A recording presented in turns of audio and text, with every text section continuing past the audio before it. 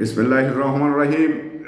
সংগ্রামী সকল ফেসবুকে ভাই বোন বন্ধু, বাংলাদেশের বাইরে এই ভিডিওটি যারা দেখবেন, আমার পক্ষ থেকে জানাই সংগ্রামী সালাম, আসসালামু আলাইকুম। সংগ্রামী উপস্থিতি, এই পুলিশের সাবেক মহাপরিচালক বেনজির আহমেদ, ওনার ওয়াইফ আমার মোবাইল স্ক্রিনে দেখতে পাচ্ছেন, ওনাদের নামে ইদানিং একটি দুর্নীতির মামলা হয়েছে। তা আওয়ামী লীগেরই ভিতরে এই একটা নিয়ে মতনৈক্য হয়েছে। কারণ কোনো একটি গ্রুপ চাচ্ছে যে সমস্ত মামলাগুলো যেন না হয়, আরেকটি গ্রুপ চাচ্ছে যে সমস্ত মামলাগুলো হোক। তাহলে এই বেনজির আহমেদ উনি কার জন্য এত কিছু করেছেন, কার জন্যে বিচার বহির্ভূত খুন করেছেন, কার জন্যে এই মিথ্যা মামলা লাগিয়ে ভিন্ন মতের মানুষগুলোকে জেলখানায় রেখেছেন, আজকে তার দায়বদ্ধতা যখন আওয়ামী লীগ নিতে চায় না, তাহলে তার এমন কিছু করার কি প্রয়োজন ছিল? আজকে তার দায়িত্ব আওয়ামী লীগ নিতে চাচ্ছে না।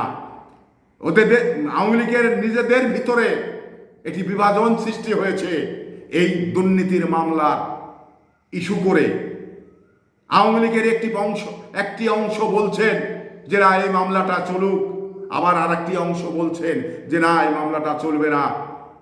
এই যে অবস্থা, তাহলে আওয়ামী লীগের জন্য এত কিছু করার পরেও আওয়ামী লীগ তার দায়িত্ব নিচ্ছে না। এখানে আসলে এত কিছু করার কেন করেছেন, কার জন্যে করেছেন? উনি কি কবরে নিয়ে যাবেন? না, নিয়ে যেতে পারবেন না, কারণ নিয়ে যাওয়ার কোনো বিধান নেই। তাহলে রেখে যেতে হবে। তার অবর্তমানে তার ছেলে মেয়ে, তার জন্য রেখে যেতে হবে।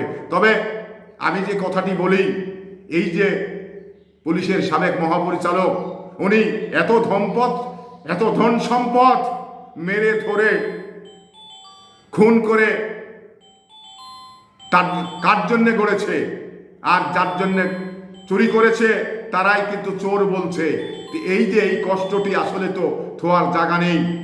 আজকে আওয়ামী লীগের একটি অংশ তার এই দুর্নীতিটাকে সাপোর্ট দিচ্ছে না, বাংলাদেশের বিচার বিভাগ এটা সাপোর্ট দিচ্ছে না। তাহলে কার জন্যে করেছেন?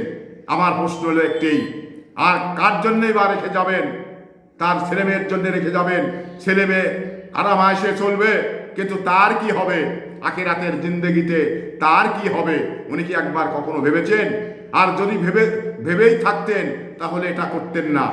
সংগ্রামী উপস্থিতি, আসলে যে যাই করেন আখিরাতের কথা চিন্তা করেই আপনাদের দুনিয়ার জিন্দেগি অতিবাহিত করতে হবে। আপনারা আজকে এই যে হাজার হাজার কোটি টাকা বিভিন্ন জায়গায় পার্ক তৈরি হয়েছে, প্লট কিনেছে, রেস্টুরেন্ট তৈরি করেছেন অবৈধ টাকা দিয়ে। আজকে উনি তো নিয়ে যেতে পারবেন না, ওনাকে রেখে যেতে হবে। তাহলে ওনার ছেলে মেয়েরা আরাম আয়েশে খাবে, চলবে, কিন্তু ওনার আখেরাতে কি হবে এটা কি উনি একবার ভেবেছেন? ভাবেননি। তবে এই সমস্ত কথাগুলো ভাবার দরকার। সংগ্রামী উপস্থিতি, আসলে দুনিয়ার জিন্দেগি না, আখেরাতের জিন্দেগিটাই বড়।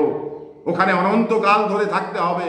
তো সেই জায়গা থেকে যে যাই করেন, অন্যায় থেকে বিরত থাকেন, দুর্নীতি থেকে বিরত থাকেন।